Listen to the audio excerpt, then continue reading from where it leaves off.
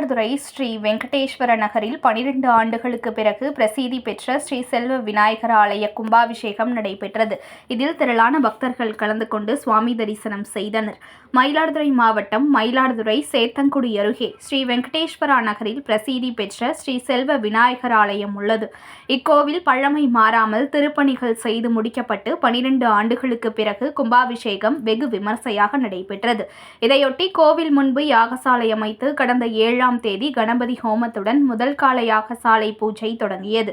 அதனைத் தொடர்ந்து கும்பாபிஷேக தினமான 4ஆம் கால யாகசாலை பூஜை நிறைவுற்று பூர்ணாகதி மற்றும் மகா தீபாராதனை காண்பிக்கப்பட்டது. மல்லாரி இசை முழங்க யாகசாலையிலிருந்து புனித நீர் அடங்கிய கடங்களை சிவாச்சாரியார்கள் தலையில் சுமந்து வேத மந்திரங்கள் ஓத கோவிலை சுற்றி வலம் வந்து கோபுர கும்ப கலசத்தை அடைந்து வேத மந்திரங்கள் ஓத கோபுர கலசங்கள் மீது புனித நீர் ஊற்றி கும்பாபிஷேகம் வெகு விமர்சையாக நடைபெற்றது. பின்னர் மூலஸ்தான கும்பாபிஷேகம் நடைபெற்றது. மகா தீபாராதனை காண்பிக்கப்பட்டது. இதில் திரளான பக்தர்கள் கலந்து கொண்டு சுவாமி தரிசனம் செய்தனர்.